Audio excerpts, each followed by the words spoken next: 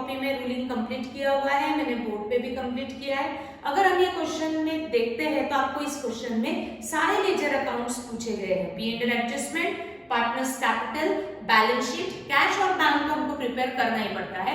वो आपको कभी भी देंगे नहीं कि आप ओपन कैश और बैंक अकाउंट, बट हमको इस सारे क्वेश्चन में cash and bank account open करना ही है। ठीक, तो हमारे पास रूलिंग कंप्लीट किया हुआ है। स्टार्ट करते हैं डायरेक्टली क्वेश्चन। जो लायबिलिटी में अगर मैं देखती हूँ तो पार्टनर्स कैपिटल अकाउंट दिए हैं, असेट में बैंक अकाउंट दिया है, बैंक बैलेंस दिया है। पोस्ट करते हैं in their respective account, Rekha, Menka and Mukta इनके कैपिटल बैलेंसेस ट्रांसफर करते हैं कैपिटल अकाउंट में। रेखा 60, रेखा 60, मेनका 70 एंड मुक्ता 34,000 पोस्ट करते हैं capital balances in their capital account by balance brought down. Rekha 60, 70 and 34, 60,000, 70,000 and 34,000 transfer करेंगे bank balance in bank account. Asset में है तो सबको मालूम है पोस्ट किया जाता है on the debit side, balance brought down 60,000 done. Now check करते हैं whether general reserve, reserve fund या P&L इनमें से कोई अकाउंट्स आपको क्वेश्चन में दिए हुए हैं क्या। लायबिलिटी में अगर मैं देखती हूँ तो यस, जनरल रिजर्व दिया हुआ है, that is accumulated profit, undistributed profit हमें at the time of death इन सब पार्टनर्स में डिस्ट्रीब्यूट करना पड़ेगा। तो 16,000 को हम 2:1:1 में अगर डिवाइड करते हैं तो 16,000 into 2/4 into 1/4 and into 1/4 अगर हम इसको कैलकुलेट करते हैं 4 4 16 तो आएगा 8,000, 4,000 and 4,000 डिवाइड करिए है 2:1:1 में तो शेयर आया है 844। ट्रांसफर करते हैं on the credit side of partners capital account, general reserve क्यों क्रेडिट में, सबको मालूम है क्योंकि लायबिलिटी में दिया हुआ है 8,000, 4,000 एंड 4,000। फिर भी चेक करो क्या कहीं P&L आपको दिया हुआ है क्या। हो सकता है लायबिलिटी में मिले P&L या हो सकता है आपको असेट साइड में भी दिया जाएगा। तो मैं चेक करती हूँ तो लायबिलिटी में P&L नहीं है, असेट में भी P&L नहीं है, तो P&L आपको क्वेश्चन में दिया हुआ नहीं है। तो अब हम पोस्ट करेंगे रिवैल्यूएशन की entries. Revaluation assets and liabilities को at the time of admission, retirement and death revalue करना पड़ेगा। रिवैल्यूएशन पे कुछ असेट्स लायबिलिटीज पे प्रॉफिट हो सकता है, कुछ असेट्स लायबिलिटीज पे लॉस भी हो सकता है। वो प्रॉफिट लॉस हम शो करेंगे P&L एडजस्टमेंट अकाउंट में और उसकी रिवाइज्ड फिगर पोस्ट करेंगे बैलेंस शीट में। ये सारे ट्रीटमेंट जैसे एडमिशन, रिटायरमेंट, डेथ ये कॉमन होता है। ठीक, तो देखते हैं उसके लिए हमें पढ़ना पड़ेगा एडजस्टमेंट। मुक्ता डाइड ऑन 1 जुलाई 19, इस डेट का कहीं ना कहीं हमें यूज करना पड़ेगा। मुक्ता जिस डेट को फाइनेंशियल ईयर हमारा क्लोज हुआ उस सेम डेट को उसका डेथ नहीं हुआ। कौन से डेट को डेथ हुआ है 1 जुलाई। ईयर एंड कब हुआ तो आपको बैलेंस शीट का डेट देखा जाएगा। बैलेंस शीट की डेट दी है 31 मार्च 19, यानी यहाँ पे हमारे सारे बुक्स ऑफ अकाउंट्स क्लोज हो चुके थे, इसलिए बैलेंस शीट प्रिपेयर की थी। पर मुक्ता कब कौन से डेट को उसका डेथ हुआ है 1 जुलाई, यानी ईयर एंड होने के बाद वो फॉर्म में एज अ पार्टनर कितने मंथ्स थी तो 31 मार्च हो चुका है, यानी हम अप्रैल से काउंट करेंगे। अप्रैल, मई, जून, 1 जुलाई है तो हम जुलाई को काउंट नहीं करेंगे, यानी मुक्ता पार्टनरशिप फॉर्म में एज अ पार्टनर थी 3 मंथ्स और उसके बाद उसका डेथ हुआ है। तो ये 3 मंथ्स का भी बेनिफिट उसको मिलता है। किस फॉर्म में तो ये 3 मंथ्स का प्रॉफिट का शेयर उसके लीगल हेयर्स को आपको देना है, तो इसलिए ये 3 मंथ्स काउंट करना इंपॉर्टेंट हुआ।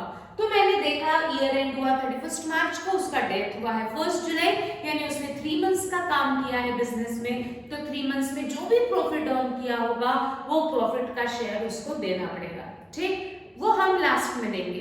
देखते हैं first adjustment. Plant and machinery was to be revalued at 70, सबको आता है। ओल्ड 60, रिवैल्यूड एट 70, असेट की वैल्यू बढ़ गई, प्रॉफिट हुआ, वो प्रॉफिट पहले शो करेंगे P and L adjustment account में by plant and machinery. Profit is 10,000, तो सिर्फ प्रॉफिट रिकॉर्ड किया जाएगा पी एंड एल एडजस्टमेंट में। अब रिवैल्यूड फिगर जो रहेगी प्लांट एंड मशीनरी की हम पोस्ट करेंगे असेट में। Plant and machinery old value was 60,000, increase by 10,000, revised figure of plant and machinery 70,000। ठीक, आगे बढ़ते हैं। RDD is to be created at 2000। RDD को आपको न्यू बैलेंस शीट में मेंटेन करना है एट 2000। तो आरडीडी को आरडीडी के साथ ही कंपेयर किया जाता है। तो मैं चेक करती हूँ old value of RDD old balance sheet में दी हुई है क्या? तो ओल्ड बैलेंस शीट में और आरडीडी नाम की कोई भी एंट्री दी हुई नहीं है, यानी आरडीडी पहले 0 था, अब आपको इसको 2000 करना है। RDD, that means reserve for doubtful debts, means expected loss। पहले मैंने ये लॉस कंसिडर किया ही नहीं था, यानी 0 था, बट अब फर्म सोचती है कि हो सकता है 2000 का लॉस हो, लॉस है, तो इस लॉस को पहले रिकॉर्ड करो P and L adjustment account के डेबिट साइड में टू RDD अकाउंट। कितना लॉस होने वाला है? 2000, क्योंकि पहले 0 था। Revised figure of debtors post करेंगे आफ्टर शोइंग आरडीडी। तो देखते हैं old value of RDD debtors थे 50,000, ये 50 में से फर्म ने सोचा कि डूब सकते हैं amount 2000, that means good debtors रहेंगे फ्यूचर के 48,000। ये भी सबको आता है ना।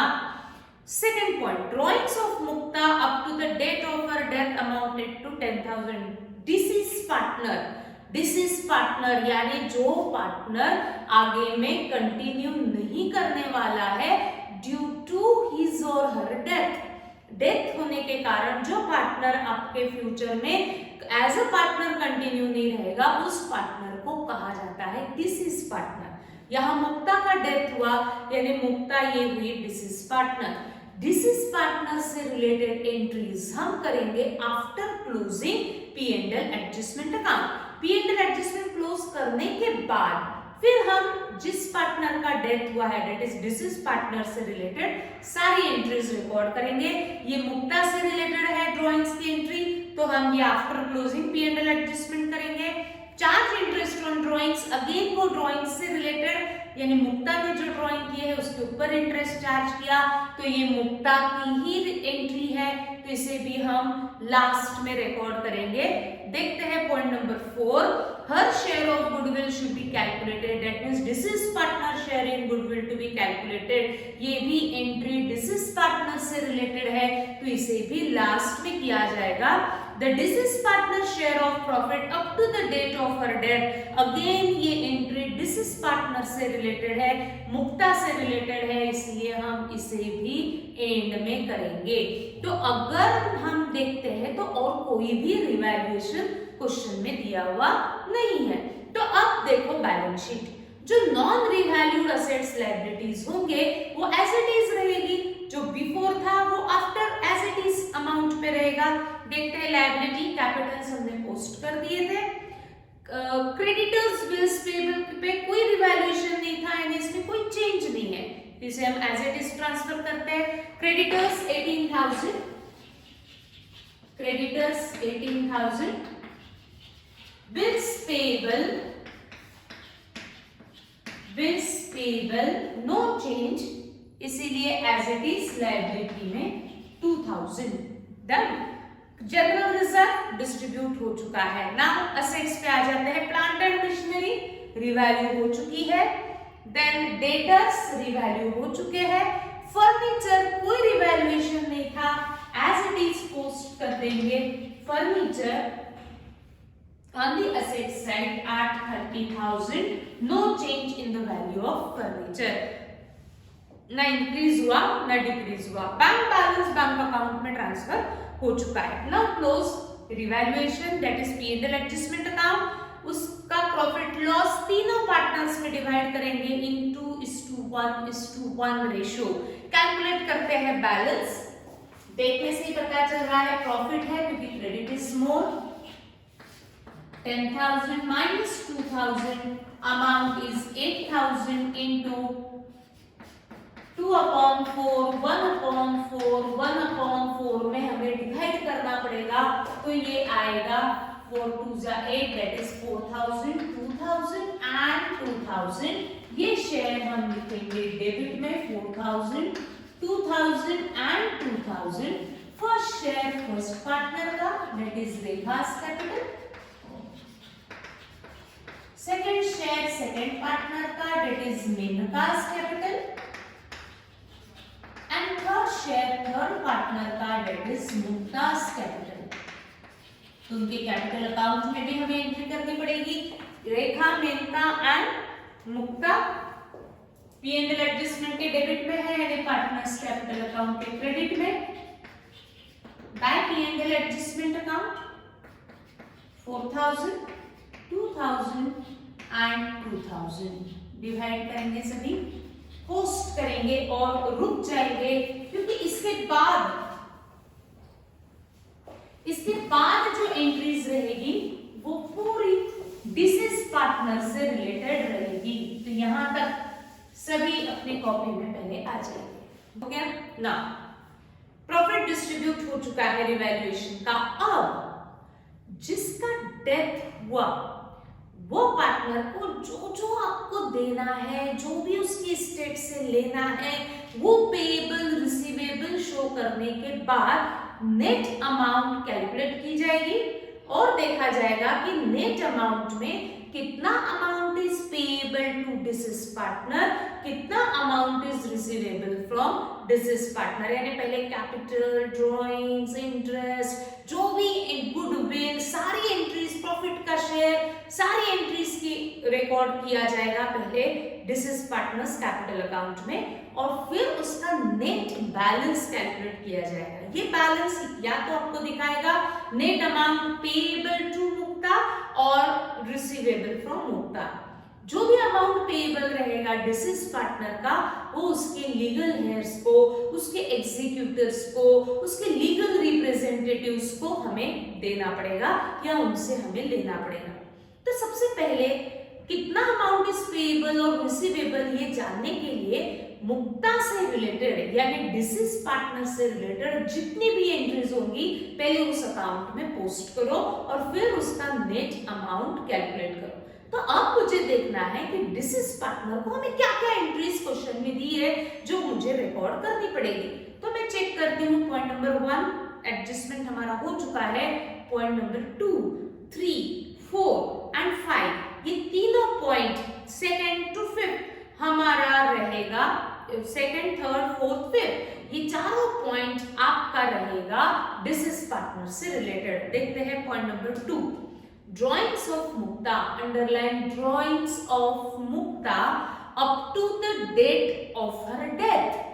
जिस डेट को उसका डेथ हुआ उस डेट तक मुक्ता ने बिजनेस में से कुछ अमाउंट विड्रॉ की थी, दैट इज ड्रॉइंग्स।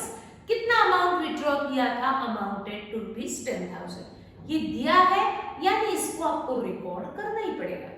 तो मुझे ड्रॉइंग्स की एंट्री रिकॉर्ड करनी पड़ेगी इन मुक्तास कैपिटल अकाउंट, क्योंकि ये सब मुक्ता के ड्रॉइंग्स दिए गए। तो मुझे इसको मुक्तास कैपिटल अकाउंट में पोस्ट करना है। तो पोस्ट करने के लिए मैं सोचती हूँ व्हाट इज ड्रॉइंग्स।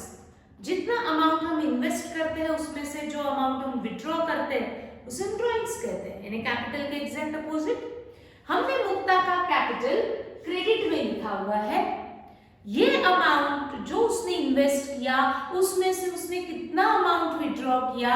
10,000। यानी ड्रॉइंग्स क्या करता है? कैपिटल को कम करता है। यानी मुझे कैपिटल में से ड्रॉइंग्स को माइनस करना पड़ेगा, बट मैं सेम साइड से माइनस का इफेक्ट नहीं शो करती।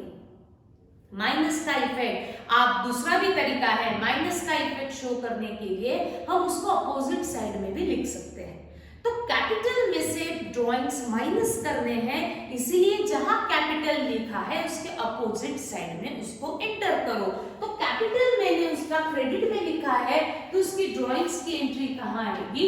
डेबिट साइड में। मुक्ता ने रिकॉर्ड करना है, इसीलिए मुक्ता के कॉलम में क्या है ये 10,000 ड्राइंग्स है तो उसके आगे लिखेंगे ड्राइंग्स।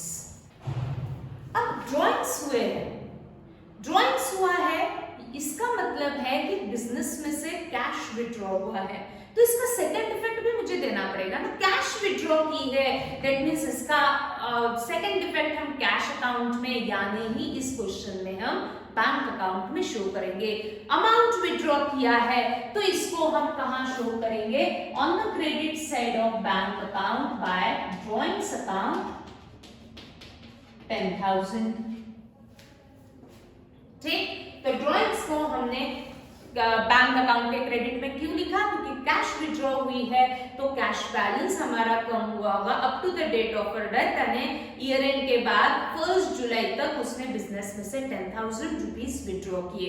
ये सारी एंट्रीज ईयर एंड के बाद दी हुई है तो इसको मुझे रिकॉर्ड करना ही पड़ेगा। मार्च के बाद उसके अब 1 जुलाई तक उसने बिजनेस में से कितना विड्रॉ किया? 10,000 विड्रॉ किया, इसलिए इसको मैंने 10,000 को कैश और बैंक अकाउंट में पोस्ट किया। Third, charge interest on drawings. अब ये जो उसने साल भर में up to the date of death उसे जो भी विड्रॉ किया उसके ऊपर बिजनेस ने इंटरेस्ट लगाया, ये इंटरेस्ट भी मुझे मुक्ता से लेना पड़ेगा। ठीक, ड्राइंग्स अगर वो विड्रॉ करती है, वो घर लेकर के जाती है तो उसके ऊपर इंटरेस्ट बिजनेस रिकवर करेगा।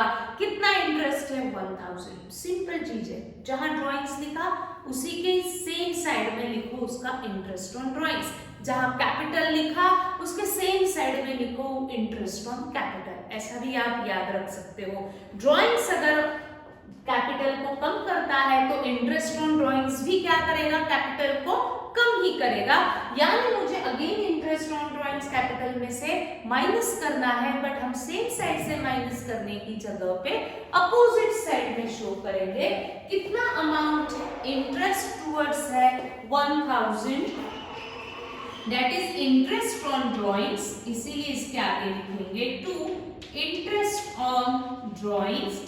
बट इसको आप मार्क करो क्योंकि इसका और भी कहीं ना कहीं हमें यूज करना है। कहां यूज करना है हम देखेंगे बाद में। ठीक, तो ड्राइंग्स रहो या इंटरेस्ट ऑन ड्राइंग्स रहो, वो कैपिटल को कम करता है, कैपिटल में से माइनस करने की जगह पे हमने इस दोनों को अपोजिट साइड में यानी डेबिट में लिखा। ठीक, इसको मैंने मार्क इसलिए किया क्योंकि इससे रिलेटेड आगे आपको और भी कुछ करना पड़ेगा। क्या करना है देखते हैं। Point number 4, her share of goodwill, underline her share of goodwill. Her share यानी Mukta's share in goodwill should be calculated, यानी वो कह रहे कि सारे गुडविल ऑफ द फर्म आपको एंट्री नहीं करनी है, आपको हर शेयर ऑफ गुडविल की एंट्री करनी है, यानी मुझे गुडविल को सिर्फ मुक्ता को पेएबल दिखाना है। ये सबसे पहले डिसीजन ले लेना। Goodwill at the time of retirement और at the time of death हमें उस पार्टनर को वापस करना पड़ता है। उसने जो भी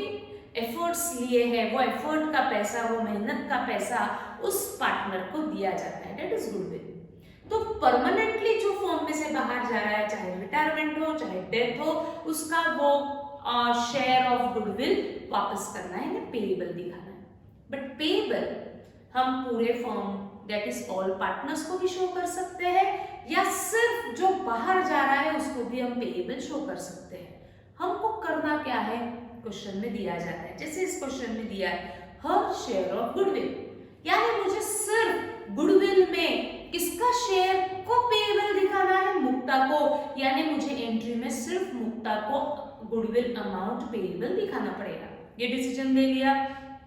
अब वो शेयर को कैलकुलेट करो, ऐसा दिया है her share of goodwill should be calculated. आपको कैलकुलेट करना है at 3 years purchase of the average profit चाहिए वहां पे, हम 3 years purchase of the average profit for the last 4 years। इस गुडविल को क्वेश्चन में दिया नहीं है, वो कह रहे हैं कि आप कैलकुलेट करो। कैसे कैलकुलेट करो? 3 years purchase of average profit, वहां एवरेज प्रॉफिट आना चाहिए, average profit of last 4 years which were first year, second year, third year and fourth year. Goodwill, मेहनत का पैसा कैलकुलेट किया जाता है। कैलकुलेट करने के लिए स्टडी किया जाता है बिजनेस के पास्ट ईयर्स के प्रॉफिट। उस प्रॉफिट पे एक मेथड अप्लाई करनी पड़ती है, average profit, super profit, weighted average, weighted super, annuity, कोई ना कोई एक मेथड अप्लाई करो and then calculate the value of goodwill. इस क्वेश्चन में हमने प्रॉफिट्स को स्टडी किया। कितनी इयर्स के प्रॉफिट को स्टडी किए? 4 इयर्स, क्योंकि 4 इयर्स के प्रॉफिट दिए। उसमें मेथड कौन सी अप्लाई की? वहां दिया है एवरेज प्रॉफिट, यानी प्रॉफिट को स्टडी करके हमने मेथड लगाया एवरेज प्रॉफिट। जो एवरेज प्रॉफिट मेथड लगा के फिर गुडविल निकालना है वो आपको वर्किंग नोट में शो करना है, क्योंकि दिया हुआ है give working note for profit and goodwill, तो हमें डेथ ऑफ पार्टनर में वर्किंग नोट बनाना ही पड़ता है। वैसे हम हर क्वेश्चन में प्रिपेयर करते हैं, ठीक। तो बैलेंस शीट के नीचे लिखेंगे सभी working note. Working note, first working note for goodwill लिखेंगे वैल्यूएशन ऑफ गुडविल। गुडविल को इस क्वेश्चन में वैल्यू करना है, फिर उसकी एंट्री रिकॉर्ड करनी है। इस क्वेश्चन में आपको अमाउंट ऑफ गुडविल दिया हुआ नहीं है, हमें कैलकुलेट करना है। गुडविल को कैलकुलेट करने के लिए स्टडी किया जाता है पास्ट ईयर्स के प्रॉफिट। कितने ईयर्स के प्रॉफिट स्टडी करना है? 4 ईयर्स पे। कौन सी मेथड अप्लाई कर रहे हैं? एवरेज प्रॉफिट, तो लिखेंगे फर्स्ट स्टेप में एवरेज प्रॉफिट। एवरेज कैसे निकलता है? जितने भी प्रॉफिट्स दिए हैं उनको ऐड करो, that is total profits upon number of years. 4 years के प्रॉफिट दिए हैं तो आपको 4 ईयर्स के प्रॉफिट्स ऐड करने हैं। फिर 1,50,000, 1,30,000, 70, 50, 1,50,000 प्लस 1,30,000 प्लस 70 प्लस 50। 4 ईयर्स के प्रॉफिट ऐड किए हैं इसलिए divided by 4। Take the total of numerator, 150 plus 130 280 plus 70 280 plus 70 is 350 plus 50, that is 4 lakhs divided by 4, that is 1 lakh. That means average profit is equal to 1 lakh. Meaning of average profit is what? What is average profit? On an average ये firm 1 year में profit earn करती है 1 lakh on an average. उनको 1 लाख तक का profit every year होता है, that is the meaning of average profit. But goodwill कितना है, इसके लिए कंडीशन होती है। इनके लिए ये एग्रीमेंट करते हैं कि हम गुडविल कितना ले, एवरेज प्रॉफिट इतना ही ले या उसको बढ़ाना है। तो आपको दिया है goodwill is calculated at 3 years purchase of average profit, यानी जो एवरेज प्रॉफिट आएगा उसको 3 इयर्स से बढ़ा दो। तो goodwill of the firm is equal to 3 into average profit, that is 3 into 1 lakh. That means 3 lakhs is goodwill of the firm. Goodwill of the firm क्यों? क्योंकि ये जो प्रॉफिट्स है वो पूरे फर्म के प्रॉफिट है। ये जो एवरेज प्रॉफिट आया वो पूरे फर्म का आया, तो इसके बेसिस पे जो गुडविल निकलेगा वो that is goodwill of the firm. But मुझे entry goodwill of the firm से नहीं करनी है, उन्होंने दिया है her share of goodwill should be calculated. तो इसमें मुझे कैलकुलेट करना है Mukta's share in goodwill. Mukta's share in goodwill, ये जो टोटल गुडविल है इसमें मुझे चाहिए मुक्ता का share, and Mukta share is 1 upon, Mukta is 2:1:1 ratio दिया है। Mukta is third number of partner है ना, तो थर्ड नंबर के पार्टनर का रेशो इज 1 अपॉन 4। तो कैलकुलेट करते हैं 3 lakhs into 1 upon 4। अगर मैं कैलकुलेट करती हूँ तो आएगा 75,000 मुक्ताज शेयर इन गुडविल। इससे एंट्री पास करो, ठीक। देखो सबका कॉपी में रिकॉर्ड हो चुका है क्या? 75,000 का।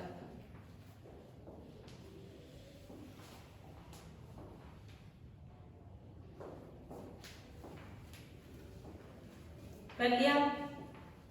मुक्ता शेयर इन गुडविल। तो मुझे पेएबल, ये मुक्ता का शेयर है तो पेएबल भी किसको दिखाऊं? सिर्फ मुक्ता को। Credit to whom money is payable, इसलिए मुक्ताज कैपिटल अकाउंट क्रेडिट। ये अमाउंट किस चीज का पेएबल है? गुडविल का, इसीलिए एंट्री पास होंगी goodwill account debit to Mukta's capital account credit. इसको हम लेजर में पोस्ट करेंगे, goodwill account debit to Mukta's capital, यानी मुक्ताज कैपिटल के क्रेडिट में by goodwill. Mukta third number की पार्टनर है, इसलिए थर्ड कॉलम में 75,000। ठीक, गुडविल अकाउंट हमने ओपन नहीं किया तो गुडविल अकाउंट में पोस्ट करने की जरूरत नहीं। अच्छा, अब ये goodwill not to be shown in the books of account या it has to be written off, ऐसा कुछ क्वेश्चन में दिया हुआ है क्या? No goodwill account to be opened in the books of firm, या goodwill write off the goodwill, ऐसा कुछ भी मेंशन नहीं है। यानी इसको आपको कैंसिल करने की जरूरत नहीं है, यानी गुडविल की सिर्फ एक ही एंट्री हमने पेएबल की शो की, इसको कैंसिल करो ऐसा नहीं दिया तो हम रिकॉर्ड नहीं करेंगे। अब जब मैं एक ही एंट्री पास कर रही हूँ गुडविल की, तो गुडविल अकाउंट शोज बैलेंस, क्योंकि गुडविल एक ही बार डेबिट हुआ, यानी अकाउंट में बैलेंस दिखेगा। जब किसी भी अकाउंट में बैलेंस है तो उसको बैलेंस शीट में लेकर के जाओ। गुडविल अकाउंट डेबिट हुआ है, इसलिए बैलेंस शीट के असेट साइड में गुडविल 75,000। कर लिया रिकॉर्ड ना। पॉइंट नंबर 5, 4 हमारा पूरा कंप्लीट हो चुका है। पॉइंट नंबर 5 पे आ जाते हैं।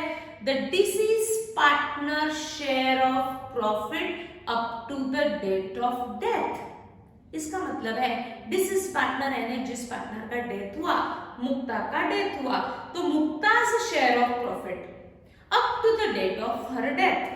इसका मतलब क्या है कि उसकी डेथ तक जो भी बिजनेस ने प्रॉफिट अर्न किया होगा, वो प्रॉफिट का शेयर मुक्ता के लीगल हेयर को आपको देना पड़ेगा, to be calculated on the basis of average profit of last 2 years। इसका क्या मीनिंग है? एक बार वापस मैंने आपको एक्सप्लेन किया हुआ है, बट फिर भी बैलेंस शीट हमारी बन चुकी थी 31 मार्च 19 को, यानी यहाँ पे आपने यहाँ तक का प्रॉफिट सब में डिस्ट्रीब्यूट कर दिया था। ठीक, at the end of every year हम प्रॉफिट कैलकुलेट करते हैं, बैलेंस शीट बनाते हैं। 31 मार्च 19 को आपको बैलेंस शीट दी है, इसका प्रॉफिट भी आपने सब में डिस्ट्रीब्यूट कर दिया था। तो नेक्स्ट प्रॉफिट हम कैलकुलेट करेंगे 31 मार्च 20 को। बट मुक्ता का डेथ ईयर एंड पे होगा ऐसा जरूरी नहीं है ना, डेथ कभी भी हो सकता है। मुक्ता का डेथ कब हुआ? 1 जुलाई 19 को, यानी मुक्ता ईयर एंड के बाद 3 मंथ्स ही फर्म में एज अ पार्टनर थी और 3 मंथ्स के बाद उसका डेथ हो चुका है। तो ये 3 मंथ्स में बिजनेस ने जो भी प्रॉफिट अर्न किया होगा, उसका शेयर मुक्ता के लीगल हेयर्स को आपको देना ही पड़ेगा। बट हम जुलाई में प्रॉफिट कैलकुलेट नहीं कर सकते, क्योंकि प्रॉफिट कैलकुलेट किया जाता है at the end of the year, that is 31 मार्च को। 31 मार्च को ट्रेडिंग P&L बना के आपको प्रॉफिट कैलकुलेट करना पड़ेगा। बट मुक्ता का डेथ हुआ है 1 जुलाई को, तो उसका जो 3 मंथ्स का प्रॉफिट होगा, वो प्रॉफिट कैलकुलेट करने के लिए हम P&L प्रिपेयर नहीं कर सकते। ये हमारा प्रैक्टिकल डिफिकल्टी है। तो जब मैं P&L बना के प्रॉफिट कैलकुलेट नहीं कर सकती हूँ, तो मुझे ये 3 मंथ्स का प्रॉफिट का शेयर कैलकुलेट करने के लिए कुछ तो भी प्रॉफिट अज्यूम करना पड़ेगा, एस्टिमेट करना पड़ेगा, और वो अजम्पशन के प्रॉफिट पे ये 3 मंथ्स का प्रॉफिट का शेयर उसको देना पड़ेगा। अब मैं सोचती हूँ कि 3 मंथ्स में प्रॉफिट कितना हुआ, मैं कुछ भी सोच सकती हूँ, बट ये 3 मंथ्स का प्रॉफिट अज्यूम करने के लिए अगेन पास्ट ईयर के कुछ ना कुछ प्रॉफिट्स को स्टडी करना पड़ेगा। तो उन्होंने दिया कितने ईयर्स के प्रॉफिट को स्टडी करो on the basis of average profit of last 2 years। Last 2 years के प्रॉफिट का एवरेज लो, जो भी एवरेज प्रॉफिट आएगा वो एवरेज प्रॉफिट को बेस लेते हुए मुक्ता का ये 3 मंथ्स का शेयर ऑफ प्रॉफिट कैलकुलेट करो। तो हमें कैलकुलेट करना है, दिया है तो हमको कैलकुलेट करना है। तो हम बनाएंगे सेकंड वर्किंग नोट। मैं यहां से ये फर्स्ट वर्किंग नोट कैंसिल कर रही हूं। Second working note, Mukta's share of profit Mukta's share of profit,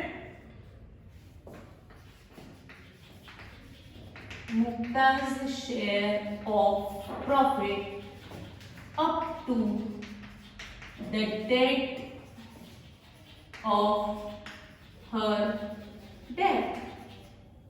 Mukta's share of profit up to the date of her death calculate किया जाएगा अजम्पशन लेके। अजम्पशन लेने के लिए हम बिजनेस के पास्ट ईयर्स के प्रॉफिट स्टडी करेंगे। उन्होंने कितनी ईयर्स के प्रॉफिट स्टडी करने के लिए कहा है, लास्ट 2 ईयर्स के, उनका क्या लो, एवरेज प्रॉफिट लो। तो लिखते हैं first step, average profit is equal to, average profit लेना है कितनी ईयर्स का, 2 ईयर्स का, मुझे 2 ईयर्स के प्रॉफिट ऐड करने हैं divided by number of years. तो लिखते हैं total profit upon number of years. Last 2 years के प्रॉफिट स्टडी करने हैं तो मुझे जो भी प्रॉफिट्स दिए उसके लास्ट 2 साल के प्रॉफिट उठाना है। तो लास्ट 2 ईयर्स के प्रॉफिट अगर मैं देखती हूँ तो 70,000 प्लस 50,000, तो लिखते हैं 70,000 plus 50,000 divided by 2, that is 1,20,000 divided by 2, that means on an average ये फर्म 1 साल में प्रॉफिट अर्न करती है with the help of 2 years profit. On an average ये फर्म प्रॉफिट अर्न करती है 60,000। इसका base low for calculating share of profit of business partner. ठीक, तो ये एवरेज प्रॉफिट आया, 1 साल में ये फर्म प्रॉफिट अर्न करती है 60,000। बट क्या हम मुक्ता को पूरे 1 ईयर का प्रॉफिट का शेयर देंगे या 3 मंथ्स का देंगे? 3 मंथ्स का। तो हम लिखेंगे second step, 3 months share of profit. 60,000 ये पूरे 1 ईयर का है, इसमें मुझे चाहिए 3 मंथ्स का। तो मैंने किया 3 into 12, 3 4s that is 15,000। ये 3 मंथ्स का प्रॉफिट आता है। बट ये प्रॉफिट जो एवरेज प्रॉफिट आया पूरे फर्म का था, 3 मंथ्स का जो आएगा वो पूरे फर्म का है। बट मुझे पूरे फर्म को यानी सारे पार्टनर्स को देना है कि सिर्फ मुक्ता को? मुक्ता को देना है। तो थर्ड स्टेप में हम कैलकुलेट करेंगे मुक्ताज शेयर इन प्रॉफिट। ये प्रॉफिट का शेयर 3 मंथ्स का पूरे फर्म का है।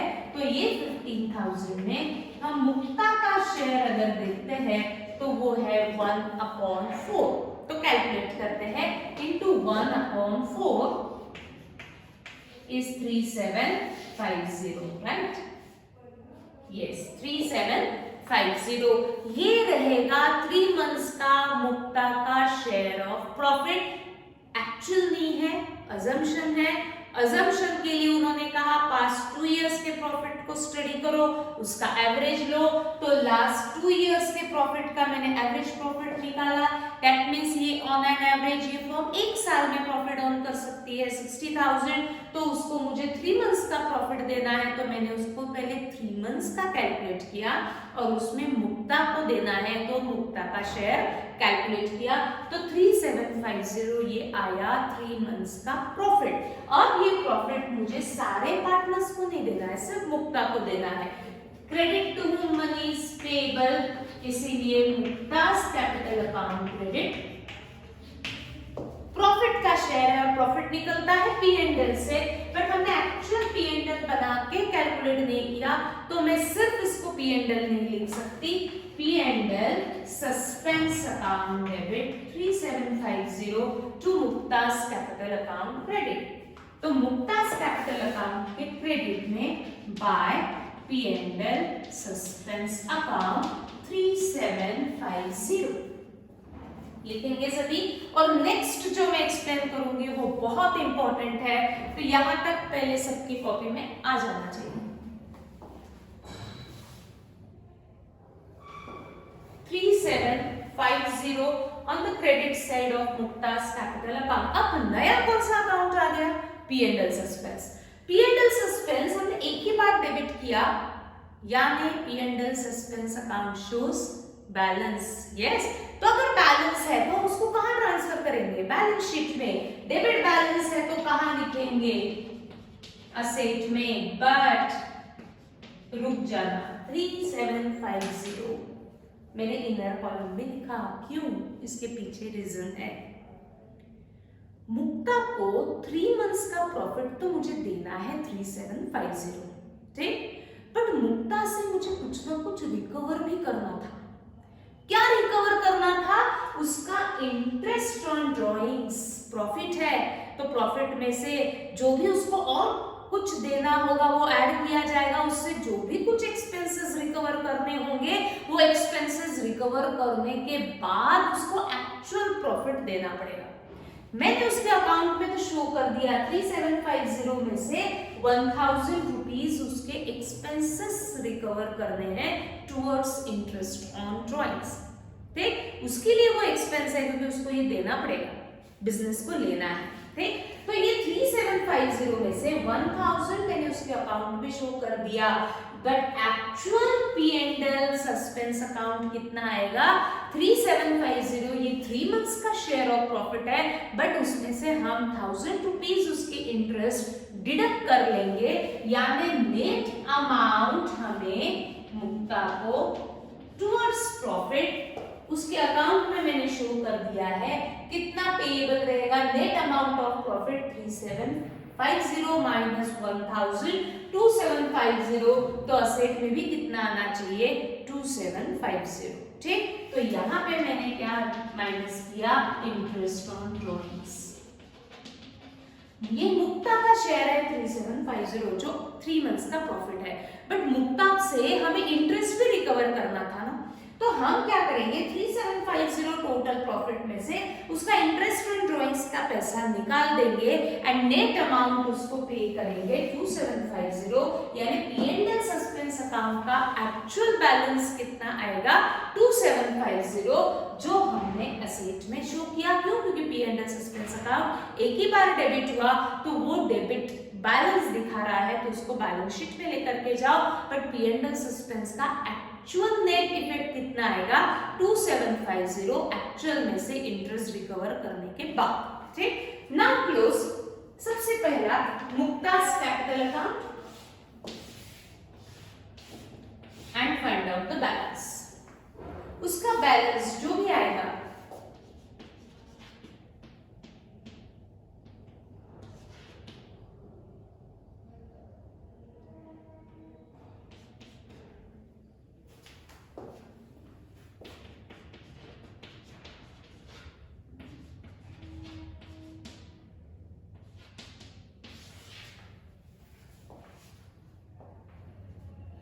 $1,07,750 ये मुक्ता का बैलेंस है, बट इसके सामने हम क्रेडिट डाउन नहीं लिख सकते क्योंकि वो एज अ पार्टनर फर्म में पार्टनर नहीं रहने वाली है।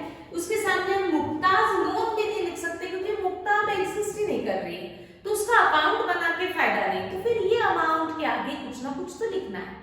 फिर ये अमाउंट हम किसको देंगे? उसके लीगल हेयर्स को, उसके एग्जीक्यूटर्स यानी उसके लीगल रिप्रेजेंटेटिव्स को, इसीलिए उसके आगे लिखेंगे टू लीगल हेयर्स अकाउंट। ये अमाउंट उसकी लीगल हेयर्स को पेएबल है क्योंकि क्रेडिट बैलेंस है, पेएबल है तो उसको लायबिलिटी में लिखा जाएगा legal hairs account.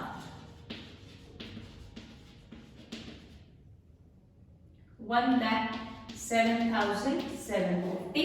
Now close remaining partners capital account.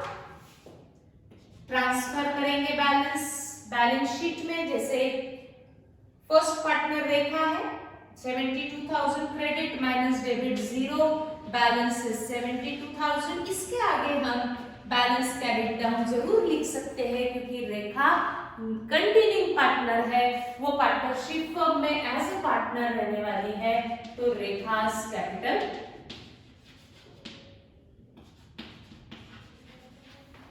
Close करेंगे। मेनकास कैपिटल 76,000 माइनस 0, बैलेंस 76। ये कंटिन्यूइंग पार्टनर है तो इसका बैलेंस जाएगा कैपिटल करके।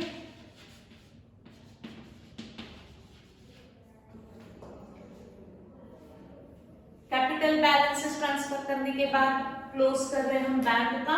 बैंक में balance is 50,000. Transfer this balance on the asset side and take the total of balance sheet. Tally होना चाहिए, ठीक, देखते हैं टैली हो रहा है क्या क्वेश्चन।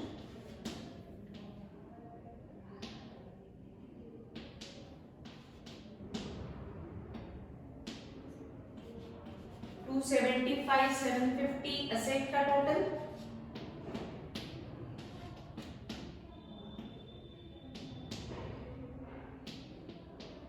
यस 275,750। यहाँ पे हमने आज जो देखा है, जैसे आपको डिसीज पार्टनर से रिलेटेड बहुत कुछ दिया हुआ था, उसने ड्राइंग्स किया, उसके ऊपर इंटरेस्ट ऑन ड्राइंग्स चार्ज किया, फिर उसका शेयर ऑफ गुडविल दिया, फिर उसको शेयर ऑफ प्रॉफिट दिया, इन सबको एडजस्टमेंट में है ना डबल इफेक्ट आएगा। जैसे ड्राइंग्स कैपिटल को कम करता है तो कैपिटल के अपोजिट साइड में, और बैंक में इसने लिखा क्योंकि कैश विड्रॉ हुआ है, क्योंकि गुड्स विड्रॉ नहीं दिए थे यानी कैश विड्रॉ हुआ। Interest on drawings again capital को कम करेगा, तो हमने कैपिटल में से माइनस किया और ये इंटरेस्ट उसके प्रॉफिट में एडजस्ट करेंगे क्योंकि ये एक्सपेंस है। तो एक्सपेंसेस किसके साथ एडजस्ट किए जाएंगे, प्रॉफिट में से। 3 मंथ्स का प्रॉफिट 3750 आया था, बट उसमें से 1000 रुपीज डिडक्ट करके इसका सेकंड इफेक्ट दिया है 2750 का।